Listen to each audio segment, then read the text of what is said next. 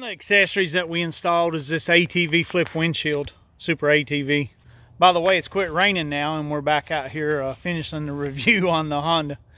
So just to let you know, all these accessories that we're going over can be bought at a place called everythingutv.com, and I'll put that link up on the screen and in the description.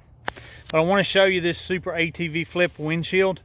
It's something that you really enjoy.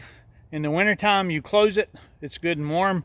In the summertime, you open it up and it gives you pretty good air conditioning. So let's look at it. So the Super ATV windshield is a split windshield, has an adjuster bar in the middle, and at the top it doesn't meet the top. So we have a custom made noodle that we've got a YouTube video on that shows you how to install this noodle to seal off this air gap. And then we have a piece of a weather strip that we've added that you get off of Amazon that seals into it, makes it really good. Let me show you how this windshield works. All right, so when you're in the machine and you want to ride up the road and you want a little bit of airflow, that gives you about a 2-inch or a 3-inch gap across the windshield. And let's say if it's really hot and you want to open it up, you get a full windshield full of fresh air.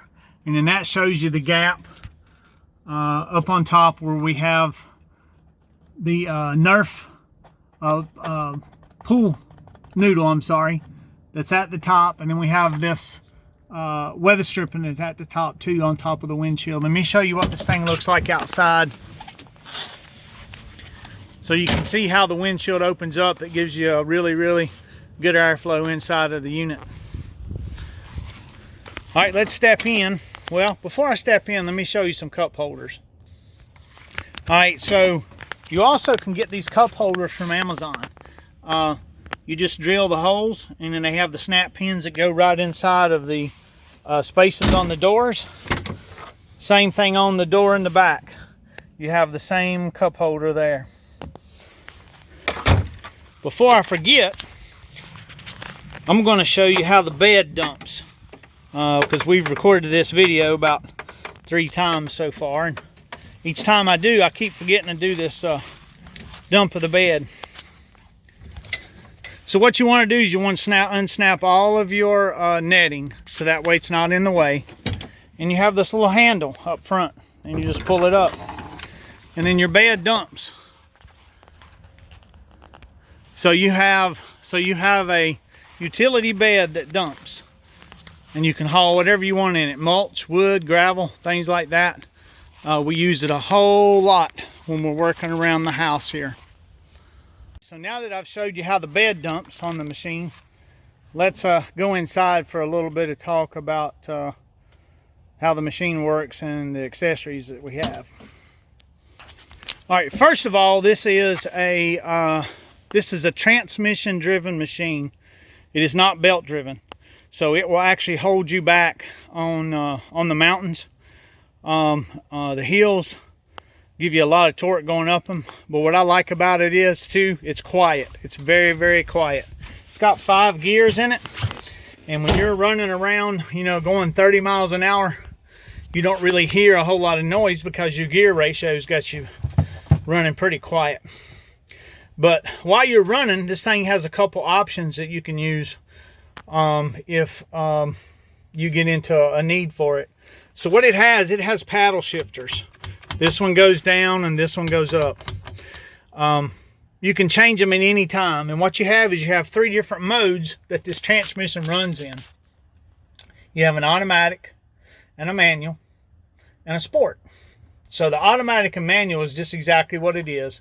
If it's in manual mode, you'll change just like a regular four-wheeler using your paddle shifters at whatever torque level that you want. If you put it in automatic mode, hit the button again, and you do these 3 settings as you're rolling, by the way. You don't have to stop. You don't have to stop and do anything on this push button. In automatic mode, you're going around, it's changing the gears, transmission's keeping up. Let's say you want some more torque. You can always hit that shifter and make it shift up a gear, or down a gear rather, to give you a little more torque. If it's winding out a little too much, you can move it up, shift up a gear, give you a little bit better running speed. In sport mode, at any time, if you realize you're going up a hill or down a hill and you want to have some more torque to climb, or you want to have some more torque to slow you down and gear you down, you hit sport mode. When you go out of sport mode, you just hit it again. And you do not have to, there again, you do not have to stop to use the automatic, the manual, and the sport mode in this machine. Now I'm going to show you the items that you do have to stop in. Keep getting my finger in the way. Alright, so when you're switching in between turf mode, two-wheel drive, four-wheel drive, or four-wheel drive diff lock, you're supposed to be stopped before you use this lever. If not, it's going to hurt your transmission. So you just want to be stopped when you do that. And obviously you have park, reverse, neutral, high, and low. I tell you, this thing is a beast in low. But in low, you know, I've ran over at Spearhead Trails where it's a little bit steep. You know, I've ran 25 mile an hour in low, and it does great. Still has 5 gears, still runs good. You just have a whole lot more torque. Your headlight switch is over here, your high and low. You have your ignition switch over here. Basically, you have your brake, your gas. You have a nice little footrest for your foot on this side. And your passenger has a nice little rest too. And notice there's plenty of enough room here in the middle. Some people put a center console and things there, but it's nice to have for the third person if you haul them, or if you just want to put your gear there, or if you're just riding and you just want to have a little bit of room. It's good. The next thing that we have is we have the Ram X grip, the Ram mount that mounts with a ball, and it's fully adjustable. It's the only mounts I've seen that stay put on the trails. This one we use to put our phone in, or our handheld radio in, walkie-talkie. And this one, this is a Ram mount as well, adjustable. And we put our navigation tablet in here, our 8-inch Tab A, Samsung Tab A. And by the way, we handle these. We sell the mounts.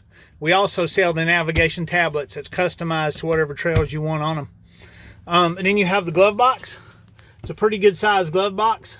You can put different amounts of gear in it, all your inverters for your power, your owner's manual, stuff like that. And it keeps the water out. I've never had that glove box leak.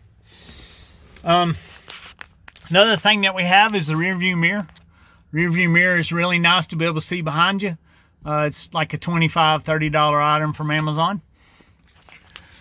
One of the things that we did do is we installed a wired two-way radio system. And this one is a TYT 8600. Fix the mic, hang up on the top when you're talking.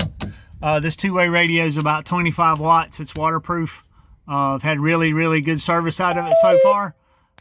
No leaks into it. No water problems. So it's held up to the pressure washing and the mud, stuff like that. Put a little bungee cord up here in order to hold the cable up to keep it from flopping around in my eyesight when I'm riding. And then we have a waterproof speaker mounted over here to the side. Makes it to where you can hear very, very well. My wife has hearing aids, and the walkie-talkies are good, but she couldn't hear on them. So we installed the two-way radio system hardwired, which puts us out a few more miles and allows her to hear better. But on the walkie-talkies, we actually carry them as well.